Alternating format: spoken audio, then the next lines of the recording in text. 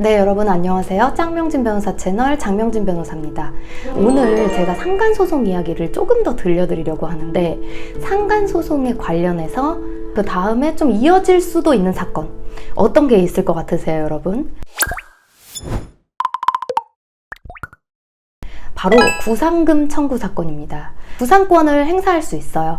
왜냐면 부부의 일방과 제3자가 공동 불법행위를 나한테 하게 되거든요. 내가 만약에 상간소송을 진행하는 원고 입장이라고 하면 내 배우자랑 제3자랑 같이 나한테 불법행위를 저지른 게 됩니다. 그래서 공동 불법행위 채무가 있다 이렇게 말을 하는데, 그 공동 불법행위 책임은 결국엔 부진정 연대 채무라는 성격을 갖게 돼요. 이게 어떤 거냐면, 만약에 그 공동 불법행위자 2명이서 둘 중 한 사람이 자기의 변제 부분 이상을 변제를 해가지고 피해자한테 둘 다 면책이 됐다면, 나중에 그 사람이 돈을 지불하지 않은 다른 사람에게 자기의 과실 비율, 자기가 이제 부담해야 하는 부분을 넘어선 부분만큼은 그 사람한테 구상권을 행사할 수 있다라는 게 판례의 입장입니다. 그래서 우리가 뭐 금액으로 한번 예를 들어보면 2천만 원에 대해서 내가 변제를 받았다. 내가 원고로서. 그리고 이게 결국에는 판결이 되든 손해배상금으로 변제를 받았다면, 만약에 그 제3자, 그러니까 불륜녀 혹은 불륜남의 입장에서 내 배우자에게 반액 정도는 구상을 할 수 있다, 이런 정도로 생각하시면 되는 거예요. 그래서 엄격하게 무조건 불륜관계였으니까 구상이 가능하고, 아니면 무조건 불륜관계였으니까 꼭 5대5 이렇게 금액이 똑같고 이렇지는 않아요. 이제 그거는 사건을 봐야 압니다. 만약에 이제 재판장님이 이제 재판을 하면서 보시기에 한쪽의 과실 비율이 워낙 크다, 그런 경우라면 5대5로 이제 구상권을 행사할 수 있지는 못하게 되겠죠. 여러분 한번 생각해 보세요. 만약에 일반적인 교제 상황이라면 사실은 누가 봐도 5대5다 이렇게 생각될 확률이 많겠죠. 뭐 정말 누가 어쩔 수 없이 막 강제로 연애를 하자 막 그런 것들이 아니라면, 만약에 둘이 좋아서 정말 그랬다면 5대5일 가능성이 정말 높을 겁니다. 그래서 이렇게 기본적인 구상금이 청구 가능하다는 설명의 베이스를 깔고 제가 수행했던 구상금 청구 사례를 하나 소개하도록 하겠습니다. 약간의 각색이 있을 수 있고요. 우리 의뢰인 보호를 위해서. 제가 상간소송을 당하는 피고를 옹호하고 그런 건 절대 아닙니다만, 제가 피고로서 상담을 오실 때는 정말 진실한 바탕 위에서 소송을 하시도록 권유를 하는 편이고, 왜냐면 원고가 상처를 많이 받았으니 그거에 대해서는 만약에 본인이 알았다면 인정을 하고 들어가자, 이렇게 권유를 많이 하는 편이라서 상간소송 피고를 옹호하는 건 아니지만, 저도 이제 원피고를 막론하고 대리를 하다 보니 피고의 이제 상황도 많이 보게 되죠.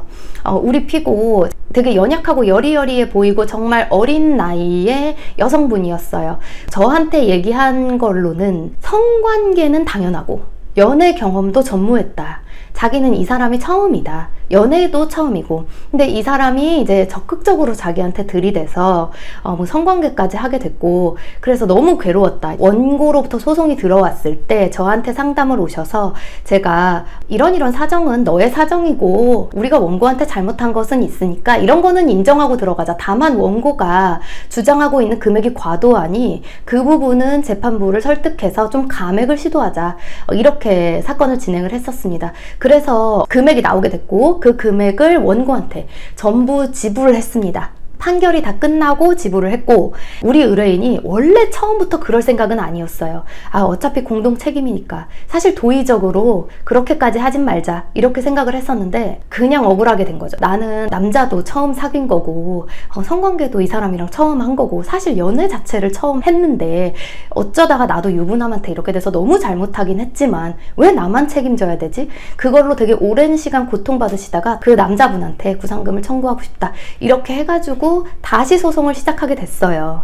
그런데 그 남자분이 소장을 받기 전에는 별로 움직임이 없다가 소장을 받자마자 그 소장에 해당하는 저희가 청구하는 금액만큼은 자기가 지불할 의사가 있으니 더 이상 소송을 이제 안 했으면 좋겠다, 이러면서 소취하를 부탁하면서, 그래서 저희가 그 남자분 본인과 이제 저희 사무실에서 직접 합의를 했습니다. 그래서 소외 합의를 통해서 저희가 이 청구 취지에 적어낸 금액을 모두 받고 소를 취하해 주는 걸로 정리를 한 적이 있어요. 이렇게 이 남자분은 그래도 깔끔했던 거죠. 네 잘못이 더 많네, 내 잘못이 더 많네 이런 거는 안 하고 깔끔하게 돈을 빨리 주겠다 이렇게 했던 기억이 있습니다. 그런 기억들을 한번 떠올려서 이런 사례가 최근에 있었다 이런 점을 한번 말씀드려보고 싶었습니다.